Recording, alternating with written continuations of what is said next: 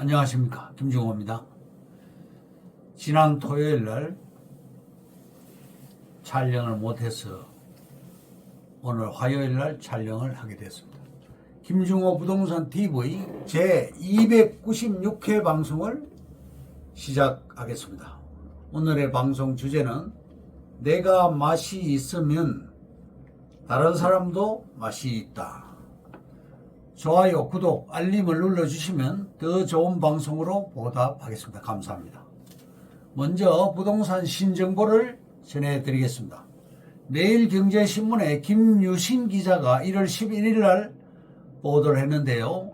강남, 강서, 노원, 재건축 6년 빨라지나 초과 이익 부담금도 90%가 뚝 떨어진다. 진현환 국토부 차관은 패스트트랙을 통해 사업기간을 최대 5, 6년 단축 효과가 발생할 것이라고 말했습니다. 다음 경기일보의 이지민 기자가 1월 11일 날 보도를 했습니다. 그린벨트를 풀어 신규 택지 공급한다. 오피스텔 세제 혜택 그리고 규제 완화를 한다. 공공주택을 12만 5천 가구에서 14만 가구로 물량을 대폭 증가시킨다고 합니다. 다음 뉴시스의 안지혜 기자가 1월 11일 날 보도를 했습니다. 주택 공급 확대 및 건설 경기 보완 방안, 도심 공급 확대 및 건설 경기 대책, 재건축 패스트트랙, 정비사업 추진 요건 완화, 노후도 요건을 3분의 2에서 60%로 완화를 했습니다. 촉진지구 지정 시에는 50%입니다. 노후도 등 일반 요건에 부합하지 않는 지역도 10%를 20%까지 완화를 하고 공유자 전원 동의를 4분의 3 동의로도 인정을 해주게 되었습니다. 그리고 1기 신도시 재정비가 됩니다. 통합 재건축 시 안전진단을 면제하고 용도 지역을 변경을 해서 용적률을 상향하게 됩니다. 정비사업 불가능 지역도 소규모로 도심복합사업을 신속히 추진을 하게 됩니다. 다음 다양한 유형의 주택 공급을 확대한다. 소형 주택 공급 규제 개선, 도시형 생활주택, 생숙이라고 하죠. 도시형 생활주택 세대수를 제한, 300가구 미만을 방 설치하는 것을 제한하는 걸 폐지를 합니다. 공유 차량 주차 면수를 설치 시에 주차장 기준을 완화합니다. 오피스텔에 금지되어 있던 발코니 설치 전면 허용하게 됩니다. 소형 주택 활용도를 제고를 하는데요. 향후 2년간 준공되는 60제곱미터 이하 신축에 대해서 취득세와 양도세, 종부세 산정 시 주택수에서 제외를 하게 됩니다. 신도시 등 공공주택 공급에 있어서 공공주택 공급을 14만 호 이상으로 15,000호를 더 공급을 하게 됩니다. 신규 택지 2만 호를 발굴을 하는데요. 그린벨트를 해제해서 택지를 공급하게 됩니다. 다음 건설산업 활력 회복을 하게 됩니다. PF 대출 대환 보증을 신설하고 자금난에 처해 있는 건설사에게 특별융자를 확대하고 지방준공 후 미분양주택 세제 산정 시 주택수에서 제외를 하고 SOC 예산 조기 집행 등을 통해서 건설 투자를 확대하게 됩니다. 다음 서울시의 신통기획에 대해서 말씀드립니다. 서울시의 25개 구청별로 공평하게 실시를 하는데요. 10년 소요를 2년으로 대폭적으로 단축을 하게 됩니다. 서울시의 신통기획은 그야말로 빠르게 진행됩니다. 독산동, 개봉동, 오류동 1지구, 신림 1구역 등, 그리고 여의도 한양 재건축을 56층으로 신통기획 통과가 됐고요. 목동 아파트도 재건축이 신통기획으로 통과가 됐습니다. 종로구 부암동 우리가 지금 취급을 하고 있는데요. 이 땅을 원가의 3분의 1 값에 공급을 해드릴 수가 있습니다.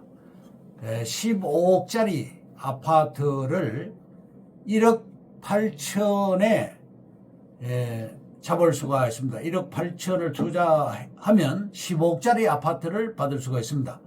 상명대역, 즉 신분당선 상명대역과 GTX A 노선 상명대역 공용으로 사용하는데, 그 역에서 700m 거리에 위치합니다. 국토부 박상우 장관이 비아파트 활성화 대책을 발표를 했죠. 아파트가 아닌 빌라, 오피스텔, 생숙 등을 활성화를 해서 많이 공급하겠다, 이런 얘기입니다. 소형 주택을 많이 공급하겠다는 정부 정책이 발표가 됐습니다. 부동산 정책이 엄청나게 달라졌습니다. 소형 아파트를 많이 짓겠다. 신통기획 확정으로 사업이 빨라지게 됩니다. 천호동 3-1구역 23층으로 634가구가 공급되는데 9번다리 인근 지역이고요. 영등포의 대림동 85-1구역 35층으로 1000가구가 3종으로 허가되었습니다. 그리고 지금 미분양이 무려 64,000 가구가 있습니다. 이것을 활성화하기 위해서 DSR을 완화시켜 주겠다는 정부 방침입니다. 땅과 토지 보상금이 매년 지주들에게 35조 원이 풀려나가고 있습니다. 부암동에 있는 대지 일종 일반 주거지인데요. 시세가 평당 1200에서 1500만 원대입니다. 이것을 3분의 1 가격으로 공급이 가능합니다. 대지 지분이 28평 이상 입주권을 보장합니다. 즉 30평이면 1억 8천이죠. 하남시 초이 IC가 내년도에서 금년도로 조기에 개통되어서 1년이 앞당겨집니다. 교산 신도시도 29년 입주가 됩니다. LH에서 사업을 실시하죠. 감북동은 하남시에서 마지막 남은 알짜배기 토지입니다. 하남시에 K-팝 스타월드가 들어갑니다. 미국의 스피어사가 여기에 돔형 공연장을 3조를 들여서 신축합니다. 그리고 스피어가 들어가는 반경 10km 이내에 있는 땅값이 폭등하게 될 것입니다. 부암동 대지는 서울시 주소 중에서 현재 나대지가 없습니다. 지목에 대지라고 찍힌 땅은 서울시에 없는 것이죠. 부암동 땅값은 굉장히 쌉니다. 신통기획 때문에 재개발이 6년이 단축이 됩니다. 조합이 결성이 되면 많이 벌 수가 없습니다. 조합이 아직 없어서 싸게 살 수가 있는 그런 혜택이 되는 것이죠. 우리 땅은 상명대역에서 700m 역세권 땅입니다. 이미 30년이 지나간 곳입니다. 용산에서 상명대역까지는 GTX A 노선을 공동으로 사용을 합니다. 신분당선하고 2030년이 되면 가격이 급등하게 될 것입니다. 신분당선은 핵심 요지를 관통하는 라인이기 때문에 신분당선은 대박이 나는 것입니다. 신분당선이 들어가면 무조건 사야 됩니다. 서울에서 바닥 시세가 500에서 700만 원짜리 물건은 결코 없습니다. 하남시의 10차선 도로 옆 땅은 거래가가 평당 7천만 원에서 1억 정도 호가하고 있습니다. 부암동 입주권은 진짜 매력적이고 현재 불이 나더라도 소방차가 골목으로 진입 불가합니다. 그렇기 때문에 무조건 재개발을 해야 됩니다. 종로 부암동 일대 재개발 여건은 굉장히 좋습니다. 서울 시내 대지로서 처음이자 마지막 물건입니다. 좋은 뉴스가 나왔죠. 주택 공급 및 확대 방안 국토부에서 발표했습니다. 시구 지정이 안 돼도 주택조합 결성이 가능하게 됩니다. 조합 결성 전에 매입해야 됩니다. 조합 결성하는데 한 10년, 뭐 어떤 데는 20년 걸리고 그렇죠. 우리는 1억 8천에 15억짜리 아파트 한 채를 드릴 수가 있습니다. 신규 택지로 국토부에서 2만 호를 추가로 공급하겠다는 그런 아주 좋은 기회입니다. 정밀 안전진단이 불필요합니다. 예를 들면 동작구에는 명수대 현대 아파트 정밀 안전진단이 필요 없게 되었습니다. 따라서 주민들이 큰 돈을 절약하게 되었죠. 부암동 재건축 재개발 의지 속도가 굉장히 빠릅니다. 부암동에 조합이 생기고 조합 설립이 빨라지게 됩니다. 결론적으로 대지 28평 이상, 대지 지분이 많아서 추가 분담금이 없습니다. 유리한 조건이죠. 그러면 오늘의 방송 주제인 내가 맛이 있으면 다른 사람도 맛이 있다에 대해서 말씀드립니다. 첫째, 가방 크다고 공부 잘하는 것 아니다. 토지 이용 계획 확인서 상에 도로 넓이가 35m 이상의 신설 도로가 설치 예정인 경우에는 고속도로의 경우가 대부분이므로 매입을 하면 난감한 상황이 발생할 수도 있습니다. 둘째, 농업진흥구역은 농사가 우선순위입니다. 농지 역시 초보자가 접근을 해서는 안 되는 토지가 있습니다. 전업용이 아닌 토지, 투자용으로 해서는 곤란하겠죠. 셋째, 돈벼락 한번 맞아보자. 경기도 파주시 적성면 마지리 2018년 11월 23일 방송된 KBS 추적 60분 제2의 강남 땅을 팝니다. 라는 방송 내용입니다. 한 집원의 땅을 무려 9개 경매회사가 사들인 그런 케이스입니다. 이 땅은 군사시설도 있고 군부대가 있는 땅인데다가 돌도 많이 있고 이러한 것들이 많아서 돌이라기보다는 바위겠죠. 이러한 것들이 많아서 개발을 하기 힘든 땅이었습니다. 대부분의 기획부동산에서는 경매회사의 이름을 사용합니다. 각종 규제로 개발이 어려운 넓은 땅을 싸게 사서 개발 계획을 그럴듯하게 포장을 합니다. 그러고 나서 전부 판매 후에는 문을 닫는 그런 수법을 쓰고 있습니다. 요 주의가 있어야 되겠습니다. 네 번째, 내 땅인데 내가 하고 싶은 대로 사용하면 안 되는 것인가?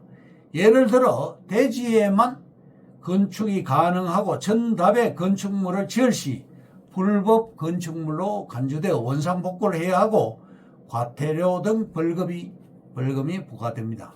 다섯 번째, 맹지 탈출법입니다.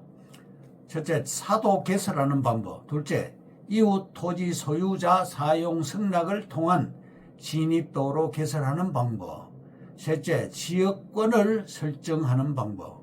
남의 토지를 통행을 목적으로 사용 권리를 등기하고 해당 토지를 통행에 사용하는 것인데 그런 권리를 지역권이라고 하는 것입니다. 네 번째, 국어 점용하는 방법.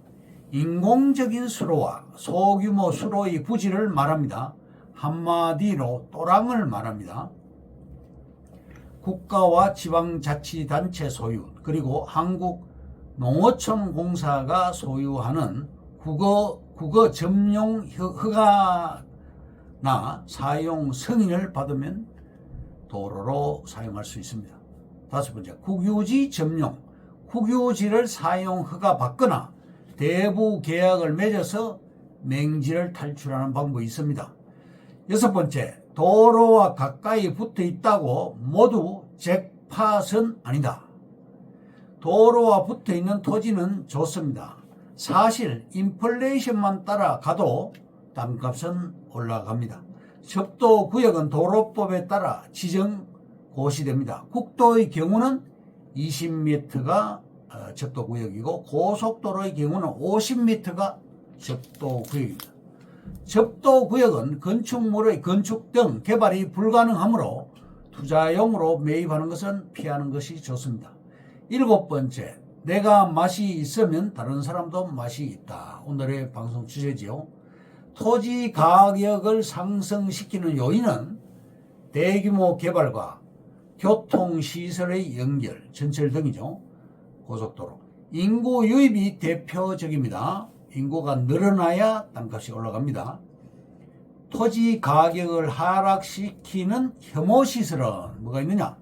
축사, 도축장, 묘지, 봉안당, 화장장, 추모공원, 쓰레기 처리장, 매립지, 소각장, 송전탑, 선화지, 교도소, 구치소 등이 있고 또 군부대, 특수학교, 집창촌, 공장, 원자력 발전소 등이 있겠습니다. 이것으로 김종호 부동산 TV 제296회 방송을 마칩니다. 김종호였습니다. 감사합니다.